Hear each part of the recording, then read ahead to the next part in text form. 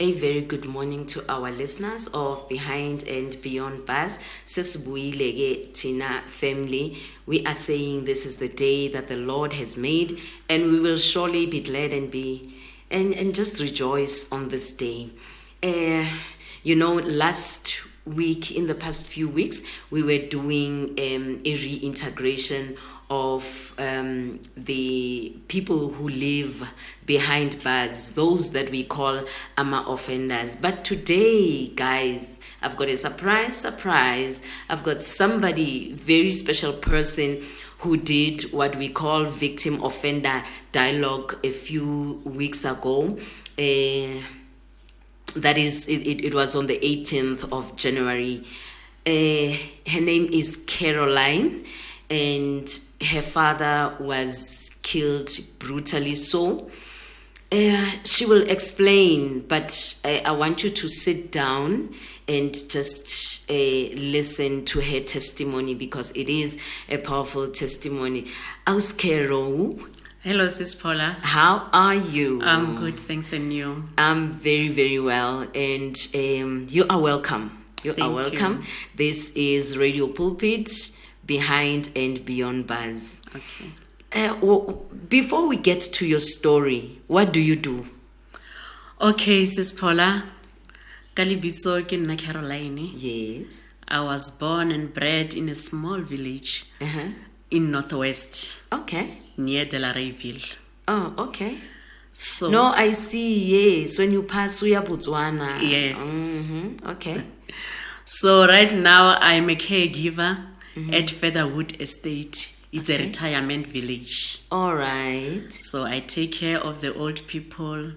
I love helping them. That's my hobby. Wow. That's my passion. Wow. Yeah. Thank God that there are people who have passion for our senior citizens. Thank you very much. It's a blessing to us. So Featherwood, where? Near Garsfontein. Somewhere in Pretoria. Yeah. Oh, okay. All right. Now, family of Behind and Beyond Buzz, Carol will tell us about what happened to her, because I want you, family, to understand from a perspective, you're the person who has done a victim offender dialogue. What happened first? What happened? Okay, Sis Paula, that day it was a good day in the morning. My father was on his way to work. So it happened that when he was passing through the passages, there was some boys who were hiding somewhere.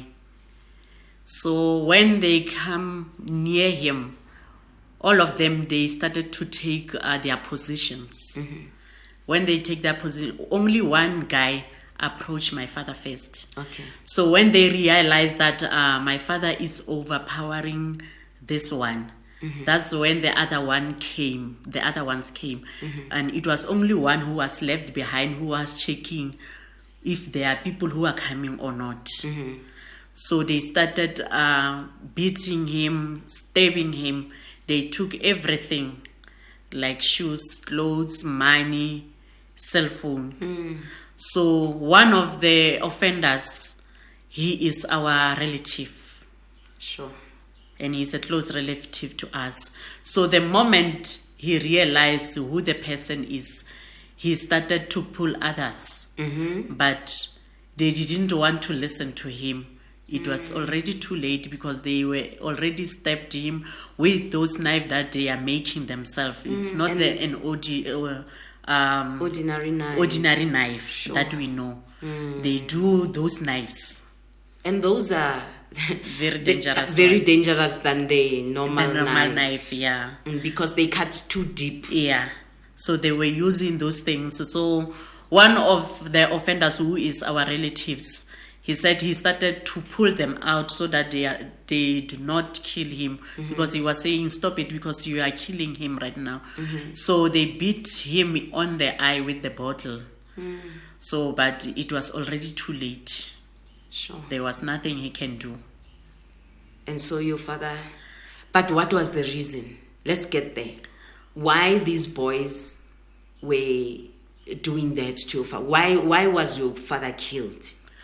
Okay, Uspola, my father was killed because this guy, they were at the tavern. So they ran out of money. So they said, okay, let's go out Rozola. So unfortunately, my father, he was the first victim for Bakopanilene in that morning. Yeah. So after that, after taking all the stuff, they went back to the tavern and drank that money. So he was only killed for a bottle of beers. Yo. And so, sure. I'm just imagining now that a life is taken, Yeah, a life is gone, a life that had children. yeah. And how many are you at home? Okay, we are 6 at home. I'm the first one, and then it's 3 girls, 3 boys. Yes. And your father was the breadwinner. My father, he was a breadwinner, and by that time, my granny was on a wheelchair. Sure. So my father, he was the only breadwinner in the house. So your father was taking care of you as his children Yes, and the wife as well, yes. and your My granny grandmother. also, yes. And then his life is gone. And now, what happens after? You can imagine, Sis Paula, the difficulties we went through. My granny, he was still on a wheelchair, and then my siblings were still young, very young, because the last one, she was only 2 years old. 2. Yes. And then the other ones, the one who saw my father lying there helplessly after they have murdered him In the pool of blood. in the pool of blood, he was only 10 years by then. Sure. But he saw his father lying there helplessly. So you can imagine the trauma we went through. It was not an easy thing. It was very, very difficult. Even our granny, it was very difficult. She was not coping at all. Sure. Yeah, family of Behind and Beyond Buzz. I know that you are listening, and some of you have gone through that, and some of you are still suffering from that particular trauma. Maybe it could be a different thing, but the pain is almost the same. You can, go ahead and send us a comment or some questions. Caroline is going to give us also the information of how she went through the victim offender dialogue with her family. At if you want to write to us, our email address is behind.beyondbuzz@gmail.com, behind.beyondbuzz@gmail.com. And so, Caroline, you must come back. No problem, Sis Paula. You really must come back, because we haven't finished yet. This program is about inspiring, it's about giving people hope, it's about educating people. So you're gonna educate those who still maybe don't want to do victim offender dialogue because maybe they think it's something else. But I think now, with not rushing, you can say bye-bye to our listeners. Bye-bye, today. listeners at home. See you next time. Thank you very much, and thank you very much for coming. Family of Behind and Beyond Buzz, God is good, God is faithful, God is great.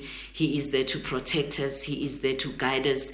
Just trust in Him.